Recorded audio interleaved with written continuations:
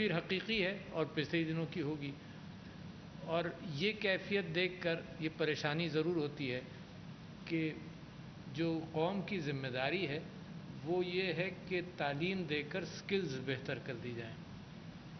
مزدوری پھر بھی ایک حصہ رہے گی زندگی کا، اور مزدوری بھی بڑا نوبل پروفیشن ہے۔ میرے نبی صلی اللہ علیہ وسلم نے مسجد نبوی کی تعمیر میں خود اینٹیں اٹھا کر رکھی بھی ہیں، تو مزدوری تو نوبل پروفیشن ہے، مگر یہ کہ اسکل ڈیولپمنٹ یا ایجوکیشن یا انفارمیشن کے ساتھ آدمی کا ایفیکیسی معاشرے کے اندر کنٹریبیوشن بہتر ہو جاتا ہے، اور اس کی اپنی زندگی کے اندر وہ آسائشیں اس کو آسانی سے مل جاتی ہیں جو ادروائز مشکل سے ملیں۔ پاکستان کے اندر جب تک تعلیم عام نہیں ہوئی، اور ابھی بھی اتنی عام نہیں ہے کہ ہم یہ کہہ سکیں کہ 100% ایجوکیشن اور 100% داخلے موجود ہیں اسکولوں کے اندر اور کالجوں کے اندر، تو شفقت محمود صاحب میرے دوست جب یہ تعلیم کے منسٹر بن رہے تھے تو 18th امینڈمنٹ کی وجہ سے ان کو بھی خیال تھا اور مجھ کو بھی خیال تھا کہ ان کی اتنے اچھے انٹلیکچوئل آدمی ہیں اور کام کرنے کے عادی ہیں کہ ان کی ریچ کے اعتبار سے یہ منسٹری چھوٹی رہے گی، مگر میں سمجھتا ہوں لوگوں کو میں مثال دیتا ہوں اس بات کی کہ آدمی کتنی بھی لمیٹیشنز کے اندر کام کرنا چاہے تو بہت کام اس کے پاس ہے۔ شفقت محمود صاحب، congratulations to you for a lot of hard work. یکساں تعلیمی نصاب، اگر کسی ایک چیز کو آپ کہہ سکیں گے کہ ملک کے اندر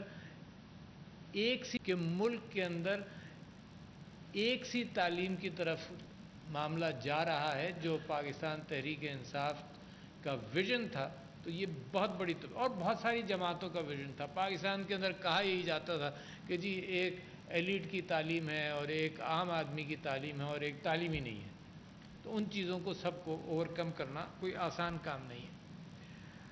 میں مبارکباد دینا چاہتا ہوں عثمان ڈار صاحب کو، بلکہ میں شفقت صاحب سے یہ کہہ رہا تھا کہ بہت ساری چیزیں ان کے ہاتھ میں ہیں ماشاءاللہ، اور یہ اس بات کا پرچار کر رہے ہیں۔ اب ہیں کیا چیزیں، اس کے بعد یہ تعارفی بات میں آپ سے کر رہا تھا، ہیں کیا چیزیں؟ میں آپ کو اپنی مثال دیتا ہوں۔ یہ جو بات کی انہوں نے کہ انسٹیٹیوشنز بنائیں گے، وہاں سے لوگ نکلیں گے، تو میں آپ کو مثال دیتا ہوں کہ کراچی کے اندر ایک انسٹیٹیوشن تھا، اسکول تھا جو جس کا نام تھا، ابھی بھی ہے، حبیب پبلک اسکول۔ حبیب پبلک اسکول کے اندر کراچی میں ہم بڑے رشک سے اس بات کو دیکھتے تھے کہ جی ان کے پاس سوئمنگ پول ہے، ان کے پاس ہاکی کھیلنے کی جگہ ہے، اور نتیجہ یہ ہوا کہ حبیب پبلک اسکول سے 6-7 انٹرنیشنل کھلاڑی نکلے، وہ صرف ایک اسکول سے ہاکی کے۔ تو اگر چیزیں میسر ہوں، اگر ماحول ملے، تو یہاں ٹیلنٹ تو ٹیلنٹ ہی ٹیلنٹ ہے۔ اب کیا ہے جب آپ کوئی ماحول ہی کریٹ نہیں کریں، اسکولوں کے اندر میدانوں کی کیفیت ختم ہو گئی، اسکولوں کے اندر کرکٹ گراؤنڈ یا ہاکی یہ سب چیزیں کھیلنے کی آسائشیں جب کم ہو گئیں، کمرشلائزیشن آف لینڈ ہوا۔ کراچی تو سفر کر رہا ہے اس بات سے کہ ہر خالی جگہ پر کوئی کمرشل، کسی نے پلاٹ بنا کر بھیج دیا، کہیں کسی نے کچھ کیا، ایمنٹری پلاٹس جو گراؤنڈ سے وہ سب ان جگہوں پر گھر تعمیر ہو گئے، تو لہٰذا بچوں کو نہیں ملتی کھیلنے کی جگہ۔ مجھے یاد ہے کہ جب جو لوگ کراچی سے واقف ہیں وہ اس بات کو سمجھیں گے کہ جب منوڑا سے ہاکس بے کی طرف جاتے تھے تو خالی میدان تھا اور سینکڑوں، کم نہیں سینکڑوں کرکٹ کے میچز ہو رہے ہوتے تھے۔ اب وہاں بھی آبادی ہوگی، وہاں بھی پلاٹ بن گئے، تو لوگوں کے پاس یہ جگہ نہیں ہے کھیلنے کی۔ تو جو کامیاب جوان یہ پلان کر رہا ہے، اور بڑی اہم بات ہے کہ یہ فیسلٹیز ہوں، اب گائیڈنس کی ضرورت ہوتی ہے۔ میں آپ سے عرض کروں کہ میرے اسکول کے اندر جو فیڈرل گورنمنٹ اسکول تھا کراچی کے اندر، میرے اسکول کے اندر ایک اچھا ٹیلنٹ بھی نکلتا تھا۔ اس کے اندر وسیم باری کرکٹر، وکٹ کیپر ہمارے اسکول میں تھا، تو اسکول کی جو کرکٹ ٹیم تھی اس کے اندر بھی میں تھا اور بڑا اچھا بیٹسمین تھا، مگر ایک میرا کلاس فیلو آیا جو لیگ اسپنر تھا۔ اچھا کوئی کوچ ہی نہیں تھا جو ہمیں گائیڈ کرتا۔ اب مجھے کھیلنا نہ ہے، میں پیچھے جا کر کھیلوں، آگے جا کر کھیلوں، کوچ ہوتا۔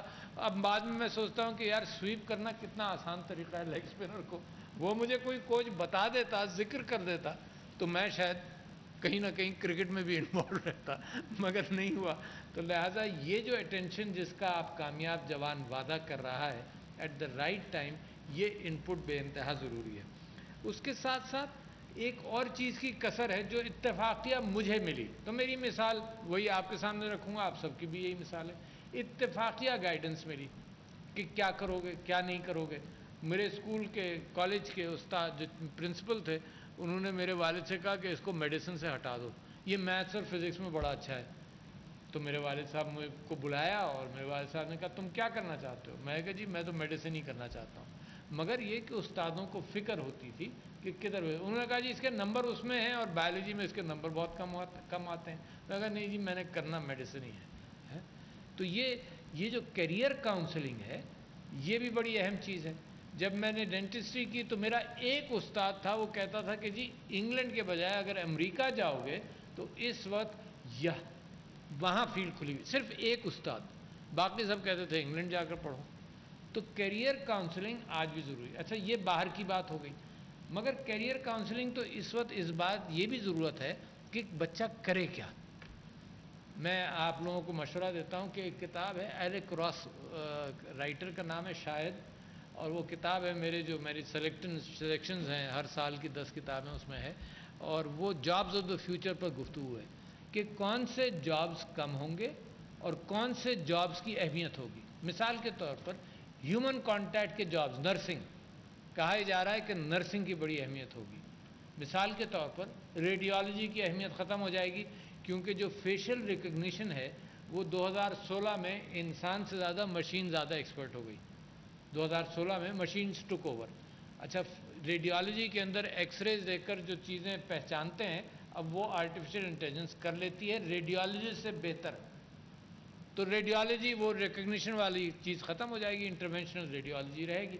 تو یہ جابز بدلتے جا رہے ہیں، اس میں ہم لوگوں کو خود پتہ ہونا چاہیے کہ کیسے بدل رہے ہیں۔ پچھلے دنوں کراچی کے اندر ڈینٹل کالجز اور یونیورسٹیز جنہوں نے کمرشلی پرائیویٹ سیکٹر میں کھولی تھیں، وہ ہیلتھ منسٹری سے یہ کہہ رہے تھے کہ جی آپ جو معیار ہے ایم ڈی کیٹ کا 60% آپ نے داخلوں کے لیے معیار پیدا کیا ہوا ہے، اس کو کم کیجئے، ہمارے پاس لوگ نہیں آ رہے۔ تو میں نے ان سے کہا، میں لے بھی گیا جو پریزیڈنٹ ہے پاکستان میڈیکل کاؤنسل کے، اب ان کو بھی لے گیا، ان سے بھی ملاقات کرائی، تو میں نے کہا مارکیٹ ریفلیکٹ کر رہی ہے اس بات کو کہ لوگ نہیں آ رہے، بجائے اس کے کہ معیار کرو، کم کرو، ریکگنائز دا مارکیٹ۔ اچھا مارکیٹ ریلیٹڈ میں آپ کو ایک اور بات بتاتا ہوں۔ میں جیسی صدارت کے عہدے کی ذمہ داری مجھے ملی تو میں نے یہ کہنا شروع کیا کہ جی آئی ٹی سیکٹر کے اندر 30,000 اسٹوڈنٹس پروڈیوس ہوتے ہیں، گریجویٹس پروڈیوس ہوتے ہیں، 25,000 کو نوکری نہیں ملتی۔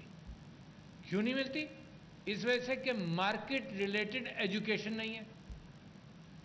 یعنی ہونا تو یہ چاہیے تھا کہ یار 4 سال پڑھ کر دنیا بھاگی پھر رہی ہے، لوگوں کو لوگ نہیں مل رہے، اور پاکستان جناب 4 سال کی ایجوکیشن کے بعد بھی وہ ایسے گریجویٹ پروڈیوس کر رہا ہے کہ جو مارکیٹ کے اندر آسانی سے کھپ نہیں سکتے۔ تو وہ تو خیر معیار آف ایجوکیشن کی بات ہے، مگر جو مارکیٹ ریلیٹڈ جو کیریئر کاؤنسلنگ ہے that has to be market related also.